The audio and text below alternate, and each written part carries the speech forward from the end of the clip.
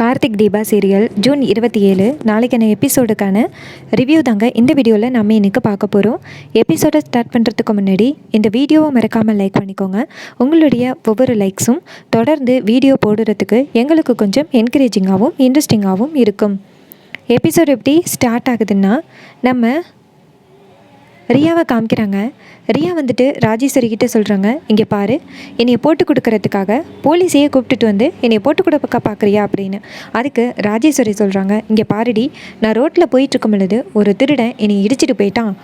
நான் ரொம்ப பயந்து போய் நின்னேன். அப்போ போலீஸ் வந்துட்டு என்னாச்சுன்னு கேட்டாங்க. இது மாதிரி என்னை ஒரு திருட வந்து இடிச்சிட்டு போயிட்டான்னு சொன்னேன். அப்போ போலீஸ் வந்துட்டு என்னை கொண்டாந்து வீட்டில் ட்ராப் பண்ணாங்க. இதுதான் உங்கள் வீடான்னு கேட்டாங்க. நானும் இதான் என் வீடுன்னு சொன்னேன், மற்றபடி எதுவும் இல்லடி அப்படின்னு. அதுக்கு ரியா சொல்கிறாங்க, ஓ அப்படியா, சரி அப்படின்னு. அப்போ ராஜேஸ்வரி சொல்கிறாங்க, நீ எதுக்கு போலீஸை பார்த்தா பயப்படுற அப்படின்னு. அப்போ ரியா கொஞ்சம் ஷாக் ஆகுறாங்க. அப்போ ராஜேஸ்வரி கேட்குறாங்க, சொல்லு, நீ எதுக்கு போலீஸை பார்த்தா பயப்படுற, ஏதாவது தப்பு பண்ணிட்டு வந்துட்டியா அப்படின்னு. அப்போ ரியா சொல்கிறாங்க, ஆமாம், தப்பு தான் பண்ணிட்டு வந்தேன் அப்படின்னு. அப்போ ராஜேஸ்வரி அதிர்ச்சியாகி, என்ன தப்படி பண்ணிட்டு வந்தேன் அப்படின்னு. அதுக்கு ரியா சொல்கிறாங்க, வீட்டிலேருந்து வைரத்தை திருடிட்டு வந்திருக்கேன்ன, அதான் வேற என்ன அப்படின்னு. இதை கேட்டுட்டு ராஜேஸ்வரி சொல்கிறாங்க, ஓ அப்படியா, நான் கூட வேறு என்னமோன்னு நினச்சிட்டேன், நீ அதுக்காக தானே பயந்து வந்திருக்க அப்படின்னு. அதுக்கு ரியா சொல்கிறாங்க, என்னையை காட்டி கொடுப்பீங்கல்ல நான் நினச்சிட்டேன் அப்படின்னு. அதுக்கு ராஜேஸ்வரி சொல்கிறாங்க, இங்கே பாருமா, எப்படி உன்னையை காட்டி கொடுப்போம், நீ தான் கோயம்புத்தூரில் ஒரு எஸ்டேட்டு, ஊட்டியில் ஒரு எஸ்டேட்டு, இங்கே ஒரு பெரிய பங்களா அப்படின்னு எல்லாம் வாங்கி தரேன்னு ஐஸ்வர்யா கிட்ட சொல்லியிருக்க. இவ்வளவும் நீ எங்களுக்கு செய்யும் பொழுது உன்னை எப்படி நாங்கள் காட்டி கொடுப்போம் அப்படின்னு சொல்கிறாங்க.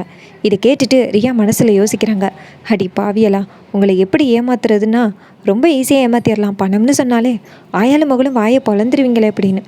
அப்போ ராஜேஸ்வரி சொல்கிறாங்க, இங்கே பாரு ரியா, நீ போயிட்டு ரெஸ்ட் எடு ரூமில், நான் போயிட்டு உனக்கு வான்கோழி பிரியாணி செஞ்சு வைக்கிறேன். ஐஸ்வர்யா சொன்னால் உனக்கு வான்கோழி பிரியாணி வேணும்னு, அதான் செய்ய போகிறேன் அப்படின்ட்டு ராஜேஸ்வரி கிச்சனுக்கு போகிறாங்க. அப்போ ரியா நினைக்கிறாங்க, இவளுகளை நம்ப முடியாது, நம்மளை மாட்டி விட்டுட்டு 10 லட்ச ரூபா பணம் தான் பெருசுன்னு நினச்சிருவாளுங்க, வைரம் நம்ம கையில் இருக்குன்னு அவள்கிட்ட சொன்னது நல்லதாக போச்சு அப்படின்னு ரியா நினைக்கிறாங்க. அதுக்கப்புறமா சீனை சிப் பண்ணி அந்த வீடியோகிராஃபரை காமிக்கிறாங்க. வீடியோகிராஃபர் வந்துட்டு அதில் உள்ள அந்த வீடியோஸை பார்த்துக்கிட்டு இருக்காரு. அதில் ரியா வந்துட்டு அபிராமியை சுட்டது அப்படியே ரெக்கார்டாக இருக்குது. இதை பார்த்துட்டு வீடியோகிராஃபர் நினைக்கிறாரு, இந்த வீடியோ நம்ம கையில் இருக்குது, இந்த வீடியோவை நம்ம என்ன பண்ணுறது, போலீஸில் கொண்டு போய் கொடுத்தா நம்மளை போலீஸ் கேஸுன்னு அலைய வைப்பாங்க, இந்த வீடியோவை என்ன பண்ணுறது அப்படின்னு யோசிக்கிறாரு. அப்போ ரியா டக்குன்னு கால் பண்ணுறாங்க. அப்போ இவர் ஃபோன் அட்டன் பண்ணி, சொல்லுங்கள் யார் அப்படின்னு கேட்க, அப்போ ரியா சொல்கிறாங்க, நான் யாருன்னே தெரியலையா, அந்த அபிராமியை சுட்டனே நான் தான் அப்படின்னு. இது கேட்டுட்டு இவர் ஷாக் ஆகி, ரியாவை பேசுகிறீங்க அப்படின்னு கேட்க, அதுக்கு ரியா சொல்கிறாங்க, ஆமாம் நான் தான் பேசுகிறேன், அந்த வீடியோவை பார்த்துக்கிட்டு என்ன பண்ணுறதுன்னு தெரியாமல் முடிச்சுக்கிட்டு இருக்கியா, போலீஸில் கொடுக்குறதா இல்லை கார்த்திகிட்ட கொடுக்குறதான்னு யோசனை பண்ணிக்கிட்டு இருக்கியா அப்படின்னு கேட்க இவர் அதிர்ச்சி ஆகுறாரு. அப்போ ரியா கேட்குறாங்க, இங்கே பாரு, அந்த வீடியோ உங்ககிட்ட இருக்குன்னு எனக்கு நல்லாவே தெரியும், அந்த வீடியோவை நீ என் கைக்கு கொடுக்கணும், அப்படி நீ என் கைக்கு கொடுக்கலைன்னா அபிராமி பக்கத்தில் ஒரு பெட்டு காலியாக தான் இருக்குன்னு கேள்விப்பட்டேன், உன்னையும் சுற்றவா அப்படின்னு. இது கேட்டுட்டு அவர் அதிர்ச்சி ஆகுறாரு. அப்போ ரியா சொல்கிறாங்க, இன்னும் ஒரு 10 நிமிஷத்தில் உனக்கு கால் பண்ண, என்னன்னு முடிவு பண்ணி சொல்லு அப்படின்னு சொல்லிட்டு ரியா ஃபோனை கட் பண்ணுறாங்க. இன்னொரு பக்கம் இதையெல்லாம் கேட்டுட்டு அந்த வீடியோகிராஃபர் பயப்படுறாரு. அதே நேரத்தில் இன்னொரு கால் வருது. அப்போ அதை அட்டன் பண்ணி யாருன்னு கேட்டால் போலீஸ் பேசுகிறாங்க. அப்போ வீடியோகிராஃபர் சொல்கிறாரு, சொல்லுங்கள் சார் அப்படின்னு. அப்போ போலீஸ் சொல்கிறாங்க, இங்கே பாரு, இது மாதிரி அபிராமியோட அந்த ஃபங்க்ஷனில் நீ தானே வீடியோ எடுத்த அப்படின்னு கேட்க, இவர் சொல்கிறாரு, ஆமாம் சார் நான் தான் வீடியோ எடுத்தேன் அப்படின்னு. அதுக்கு போலீஸ் கேட்குறாரு, இங்கே பாரு, அந்த ரியா அபிராமியை சுட்டதுக்கான வீடியோ உங்ககிட்ட இருக்குன்னு தெரியும், அந்த வீடியோவை கொண்டாந்து எங்ககிட்ட ஒப்படை அப்படின்னு. அதுக்கு வீடியோகிராஃபர் சொல்கிறாரு, சார் நீங்கள் நினைக்கிற மாதிரி என்கிட்ட ஒரு வீடியோவும் இல்லை, எந்த வீடியோவும் ரெக்கார்ட் ஆகலை அப்படின்னு. அப்போ போலீஸ் சொல்கிறாரு, டேய் நீ போய் சொல்கிறேன்னு நல்லாவே தெரியுது, இன்னும் 10 நிமிஷத்தில் அந்த வீடியோவை எங்ககிட்ட ஹேண்ட் ஓவர் பண்ணலைன்னா உன்னைய முட்டி தட்ட வேண்டியது இருக்கும் அப்படின்னு சொல்ல, அதிர்ச்சியாகி வீடியோகிராஃபர் காலை கட் பண்ணுறாரு. அப்போ வீடியோகிராஃபர் நினைக்கிறாரு, இந்த பக்கம் போனால் கேஸு அது இதுன்னு சொல்லி நம்மளை இழுத்துருவாங்க, ரியா மேடம் பக்கம் போனால் அவங்க நம்மளை கொன்னுருவாங்க, நம்ம என்ன பண்ணுறதுன்னு புரியலையே அப்படின்னு வீடியோகிராஃபர் குழம்பிகிட்டு இருக்காரு. இன்னொரு பக்கம் அதே நேரத்தில் அருணும் ஆனந்தும் சேர்ந்து அந்த வீடியோகிராஃபரை பார்க்குறதுக்கு வீட்டுக்கே வந்துட்டாங்க. அப்போ அருண் சொல்கிறாரு, அண்ணா இதுதானா அவனோட வீடு, காலிங் பெல் அடி அப்படின்னு சொல்ல ஆனந்த் காலிங் பெல் அடிக்கிறாரு. பார்த்தா வீட்டுக்குள்ளே யாரும் இல்லாத மாதிரி யாருமே கதவை ஓப்பன் பண்ணலை. இன்னொரு பக்கம் அந்த வீடியோகிராஃபர் நினைக்கிறாரு, இந்த நேரத்தில் நம்மளை யார் பார்க்க வந்திருப்பா, ஒருவேளை அந்த ரியா தான் வந்திருப்பாளோ அப்படின்னு பயப்படுறாரு. இன்னொரு பக்கம் ஆனந்த் நேராக கால் பண்ணுறாரு. அப்போ வீட்டுக்குள்ளே கால் ரிங் ஆகுது, ஆனால் எடுக்கலை. அருண் சொல்கிறாரு, அண்ணா வீட்டுக்குள்ளேருந்து தான் சத்தம் வருது, அவன் வீட்டுக்குள்ளே தான் இருக்கான் போல், நீ நீ வந்துட்டு காலிங் பெல் அடி, நான் மாடி வழியாக எதுவும் வழி இருக்கான்னு பார்க்குறேன் அப்படின்னு சொல்லிட்டு அருண் நேராக மாடிக்கு போகிறாரு. மாடிக்கு போய்ட்டு எங்கே பார்த்தாலும் வழி இருக்கான்னு தேடிக்கிட்டு இருக்காரு. இன்னொரு பக்கம் இந்த வீடியோகிராஃபர் நினைக்கிறாரு, நம்மக்கிட்ட இந்த வீடியோ இருக்கிற வரைக்கும் நம்ம உயிருக்கு ஆபத்து தான், அந்த வீடியோவை எடுத்துக்கிட்டு நம்ம எங்கேயாவது ஓடிடுவோம் அப்படின்ட்டு அந்த வீடியோவை அப்படியே ஒரு பேக்கில் வச்சுக்கிட்டு வெளியில் வந்துட்டு செவரேறி குதிக்கிறாரு. இதை அருண் பார்த்துட்டு, டேய் நில்லுடா அப்படின்னு சொல்ல அந்த வீடியோகிராஃபரை பயந்து இன்னும் ஓடுறாரு. அப்போ அருண் நேராக ஆனந்திக்கிட்ட, அண்ணா அவன் தப்பிச்சு ஓடுறான் வா அப்படின்னு சொல்ல ஆனந்தும் அருணும் சேர்ந்து அவரை துரத்துறாங்க. அப்போ அந்த வீடியோகிராஃபர் ரொம்ப தூரம் போயிட்டு ஒரு செவத்துக்கு பின்னாடி யாருக்கும் தெரியாமல் ஒளிஞ்சிக்கிறாங்க. அப்போ அருணும் ஆனந்து எங்கே ஓடுனான்னு தெரியலையே அப்படின்னு தேடுறாங்க.